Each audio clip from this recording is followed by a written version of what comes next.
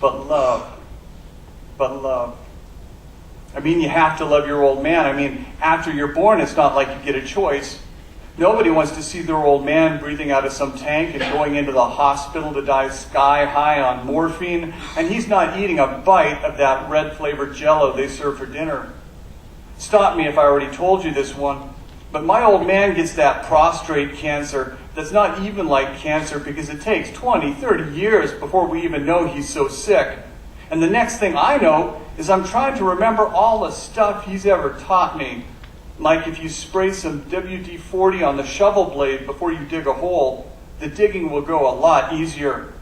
And he taught me how to tie a shoelace and make a foul shot in basketball. And he taught me jokes. Lots and lots of jokes. And sure, the man is no Robin Williams. But I watched this movie one time about Robin Williams, who gets dressed up with a red rubber ball on his nose and this big rainbow-colored afro wig and those big clown shoes with a fake carnation stuck in his buttonhole of his shirt that squirts water. And the guy's a hotshot doctor who makes these little kids with cancer laugh so hard that they stop dying. Understand me. These little bald kid skeletons who look lots more worse off than my old man. It's amazing, but they get healthy, and that whole movie is based on a true story. What I mean is, we all know that laughter is the best medicine. All that time being stuck in the hospital waiting room, I read every copy of the Reader's Digest. And we've all heard that true story, the true story about over the edge of the pool table and hikes up her skirt and fucks her. And at closing time, they slap her awake and they tell her that she's got to leave. And every few days, this gal with the tits and the ass walks in and asks for a Michelob and gets a Mickey Finn and gets fucked by the crowd until one day she walks in and she asks the bartender, can he maybe please just give her a Labatt's Blue instead?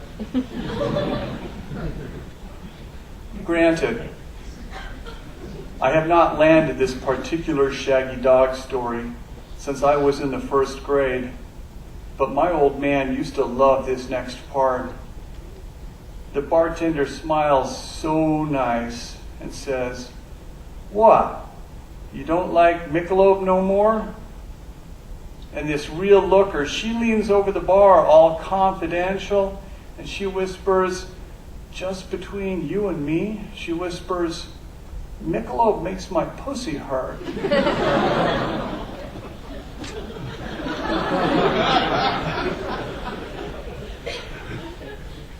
The first time I learned that joke, when my old man taught it to me, I didn't know what was pussy.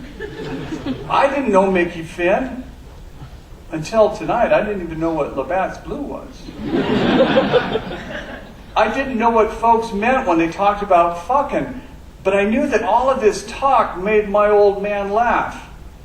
And when he'd tell me to stand up and tell that joke in the barber shop, it made all the barbers and every old man reading detective magazines laugh until half of them blew spit and snot and chewing tobacco out their noses. Now the grown-up son tells his old dying father this joke, just the two of them alone in that hospital room late at night, and guess what? His old man doesn't laugh. So the son tries another old favorite. He tells a joke about the traveling salesman who gets a phone call from some farmer's daughter he met on the road a couple months before, and she says, "Remember me? We had some laughs and I was a good sport." And the salesman says, "How you doing?" And she says, "I'm pregnant and I'm going to kill myself." And the salesman says, "Damn, you are a good sport."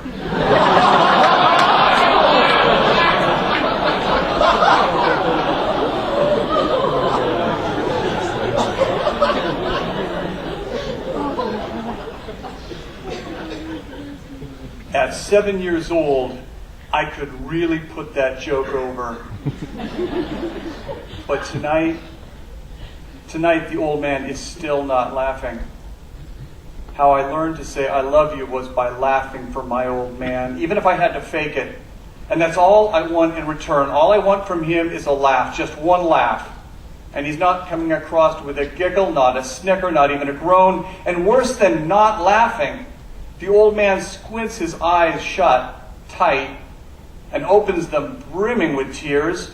And one fat tear floods out the bottom of each eye and washes down each cheek.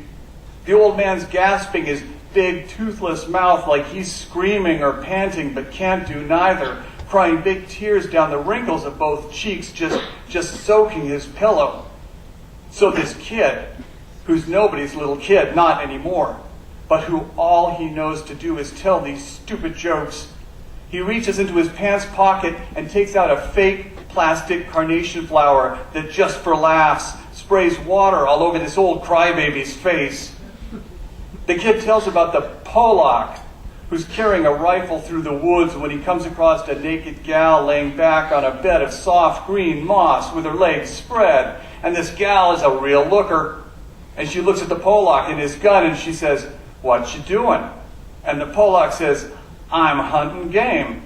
And this real looker, she gives him a big wink and she says, "I'm game." So, pow! The Polak shoots her. It used to be this joke constituted a gold-plated, bona fide, surefire laugh riot. But the old man just keeps dying. He's still boo-hooing and not even making an effort to laugh, and no matter what, the old man has got to meet me halfway on this. I can't save him if he doesn't want to live. I ask him, "What do you get when you cross a faggot with a kike?" I ask him, "What's the difference between dog shit and a nigger?" And he's still not getting any better.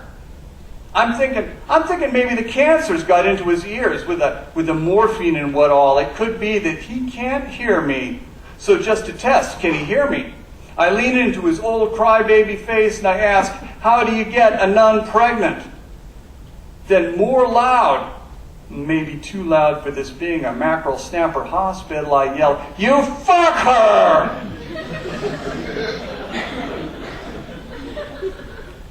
In my desperation, I tried fag jokes and wetback jokes and kike jokes.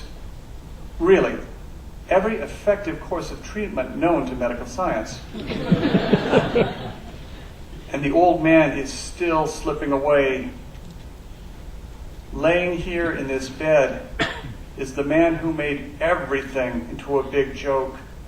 Just the fact that he's not biting scares the shit out of me. I'm yelling, "Knock, knock."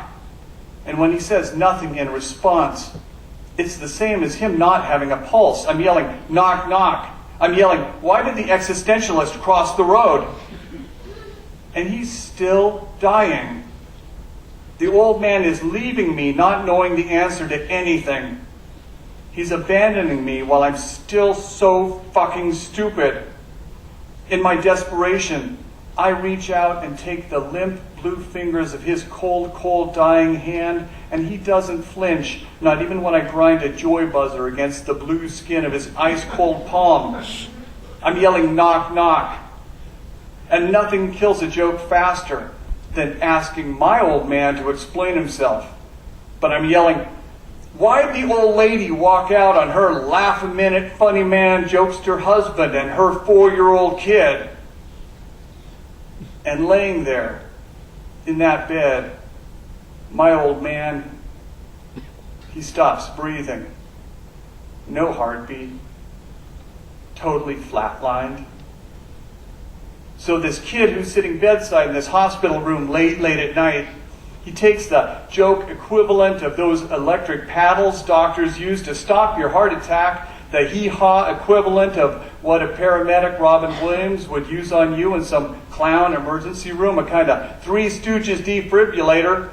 The kid takes a big, creamy, heaped-up custard pie topped with a thick layer of whipped cream, the same as Charlie Chaplin would save your life with. And the kid reaches this pie up sky high as the kid can reach, and brings it down hard, lightning fast, slam dunking it hard as the blast from a Palahnuik shotgun. Pow!